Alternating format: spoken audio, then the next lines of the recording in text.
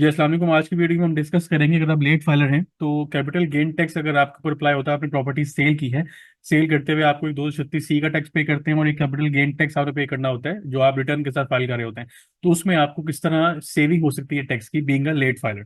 तो स्टार्ट करते हैं वीडियो को। मैंने एक एग्जांपल आपकी स्क्रीन के सामने रखी है। एक प्रॉपर्टी है जिसकी सेल वैल्यू जो उसको बेचा है 2 करोड़ की वैल्यू में बेचा है उसको, और जब उसको खरीदा था तो तकरीबन कोई 12 मिलियन 1 करोड़ 20 लाख रुपए का उसको परचेज किया था। तकरीबन 80 लाख रुपए का फायदा इसमें हुआ प्रॉपर्टी को बेचने पे। और प्रॉपर्टी जो टाइप है वो एक हाउस है और कंस्ट्रक्टिव प्रॉपर्टी इसको हम बोलते हैं, और उसका होल्डिंग पीरियड तकरीबन 2 साल है, मतलब 2 साल से ज्यादा नहीं है, अप टू 2 इयर्स है। अब इसमें दो सिनेरियोज हैं। एक अगर सिनेरियो अप्लाई होता है कि अगर आपने प्रॉपर्टी 30 जून 2024 से पहले खरीदी थी, और एक सिनेरियो अप्लाई होता है अगर आपने प्रॉपर्टी 30 जून 2024 के बाद खरीदी, क्योंकि 30 जून 2024 के बाद खरीदी हुई प्रॉपर्टी के ऊपर लॉ में जो चेंज आया है फाइनेंस से 2024 के बाद, उसमें डिफरेंट रेट्स अप्लाई होते हैं गेन टैक्स के ऊपर। सबसे पहले हम डिस्कस करते हैं कि आपने प्रॉपर्टी 2024 30 जून 2024 से पहले की परचेज की हुई है। उसको आपने अगर इस साल में करंट टैक्स ईयर जो भी चल रहा है 2024-25 उसमें आगे अगर आप सेल करते हैं, तो फिर आप अपने बीइंग अ लेट फाइलर आप अपना कैपिटल गेन टैक्स किस तरह बचा सकते हैं। एफबीआर को एक्स्ट्रा पेमेंट नहीं करनी पड़ेगी आपको। अगर आप फाइलर हैं तो आपके ऊपर 236C का 3% का टैक्स अप्लाई होता है, लेट फाइलर पे 6% है, और नॉन फाइलर की कैटेगरी पे 10% का फ्लैट रेट है जो कि 236C के ऊपर आपको पे करना पड़ता है। 3 और 6% ये मिनिमम रेट्स हैं 5 करोड़ तक के ऊपर, लेकिन जो 10% है ये आपका फ्लैट है। ये आप बेशक जितनी मर्जी वैल्यू बड़ी वैल्यू की ट्रांजेक्शन करें, जितना उस पर कोई अपर लिमिट नहीं है। तो इसके ऊपर अगर हम कैलकुलेशन करें सिंपल, जो आपने प्रॉपर्टी सेल की उस पर 3% रेट अप्लाई किया, फाइलर के लिए बना 6 लाख, लेट फाइलर के लिए बना 12 लाख, नॉन फाइलर का बना 20 लाख जो उसने ट्रांजेक्शन करते हुए प्रॉपर्टी बेचते हुए पे किया। अब जो गेन टैक्स है, गेन टैक्स अगर आपने प्रॉपर्टी 2024 से पहले परचेज की है तो फिर उसके लिए आपका जो गेन टैक्स है वो ये 2024 से पहले वाले रेट अप्लाई होंगे। इसमें जो अप टू 2 इयर्स तक की जो प्रॉपर्टी के रेट्स हैं वो ये कॉल रो नंबर 2 में आ रहे हैं। With holding period exceeds 1 year but does not exceed 2 years. हमारे केस में 2 साल तक का पीरियड है, तो मतलब सेकंड स्लैब हमारे पे लग रही है, तो कंस्ट्रक्टिव प्रॉपर्टी है तो 10% का गेन टैक्स अप्लाई होता है। प्लॉट पे 12.5% है, फ्लैट पे 7.5% है। तो ये मैंने प्रॉपर्टी जो अज्यूम की है वो हाउस है, कंस्ट्रक्टिव प्रॉपर्टी है, तो इस पे 10% का गेन टैक्स है। लेट फाइलर के लिए भी कोई इसमें रेट का इंक्रीज नहीं है, सेम रेट अप्लाई होगा लेट फाइलर के लिए भी। नॉन फाइलर का यहाँ पे लॉ में तो जिक्र है यहाँ पे एक करंट ईयर के लिए, लेकिन इसके ऊपर मैं डिस्कस करता हूँ कि मैंने यहाँ पे नॉट एप्लीकेबल क्यों मेंशन किया है। अच्छा, 8 लाख जो है इसके ऊपर अगर मैं गेन निकालूं सिंपल 20 मिलियन माइनस 12 मिलियन, तो ये 80 लाख का 10% बनता है आपका 8 लाख। इसी तरह लेट फाइलर का गेन निकले वो भी आपका 8 लाख रुपया ही बनता है। अब अगर मैं बात करूं, अगर आप फाइलर हूं और आपने टाइम से रिटर्न फाइल की हुई है पिछले साल और आपका नाम एटीएल लिस्ट में आ रहा है, तो फिर आपको पेमेंट करने के बाद रिटर्न फाइल करते हुए इस साल आपको 2 लाख एक्स्ट्रा पेमेंट करनी पड़ेगी। क्यों? आपका 8 लाख का टैक्स बना गेन टैक्स, 6 लाख अपना पे कर चुके हैं। ऐसा नहीं होता कि आपने जो गेन टैक्स पे किया 8 लाख का वो सारे का सारा आपने 6 लाख भी पे किया, 8 लाख भी आपको पे करना पड़ेगा। जब आप रिटर्न फाइल करते हैं तो 6 लाख जो आपने ट्रांजेक्शन के टाइम पे किया होता है, जब आप वहां पे एडजस्टेबल टैक्स के टाइम में उसको एंटर करते हैं, साथ आपका जो गेन टैक्स आप वहां पे उसको बता रहे होते हैं 8 लाख का, उसमें से वो आपका इतना टैक्स कट गया होता है, यहाँ पे जमा करवा दिया होता है, वो एडजस्ट होता है, बाकी पेमेंट आपने करनी होती है। तो ट्रांजेक्शन के टाइम पे अगर आपको ये कहा जाए, आपका सेलर आपको ये कहता है कि मैंने गेन टैक्स से पे करना है, तो उसकी अमाउंट भी वो आपसे रिकवर करें, बीइंग अ बायर आप उसको पे कर दें। तो ऐसे करने की जरूरत नहीं है, क्योंकि वो उसका जो टैक्स है वो 236C के एडजस्ट हो सकता है। तो 2 लाख की पेमेंट आपको करनी पड़ेगी अगर आप फाइलर हैं।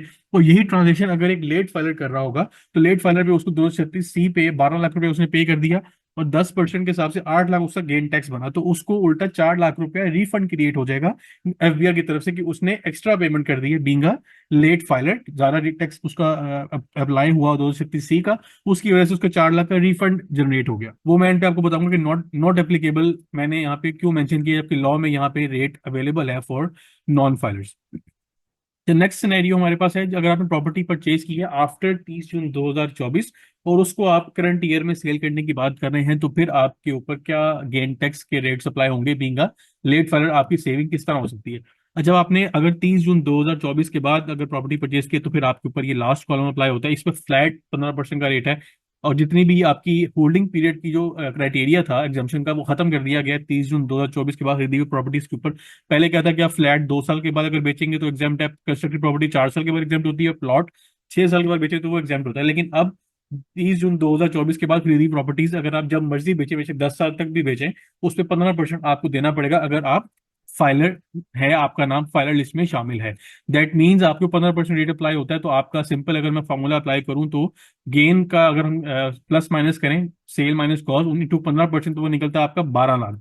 अब अगर आप फाइलर होंगे तो आपने 6 लाख पे किया होगा ट्रांजेक्शन के टाइम पे, और बाकी आपने 6 लाख मजीद पे करना है at the time of return filing. मतलब फाइलर होने की वजह से आपको एक्स्ट्रा पेमेंट बाद में करनी पड़ेगी, बिफोर हैंड आपको एक्स्ट्रा पेमेंट नहीं करनी पड़ी। लेकिन अगर आप लेट फाइलर हैं तो आपने 12 लाख रुपए पे कर दिया at the time of transaction, और 12 लाख ही आपका बना गेन टैक्स, तो आपको एडिशनल पेमेंट कुछ भी करने की जरूरत नहीं पड़ेगी अगर आप लेट फाइलर हैं। तो ये एक लेट फाइलर को एक तरह से एडवांस में पेमेंट की वजह से आगे जाके फायदा मिल रहा है कि वो रिटर्न फाइल करते हुए उसको ये पेमेंट उसकी एडजस्ट हो जाएगी। अच्छा, coming back to the not applicable thing, जो मैंने यहाँ पे बताया कि मैंने यहाँ पे लेट नॉन फाइलर के आगे नॉट एप्लीकेबल क्यों मेंशन किया।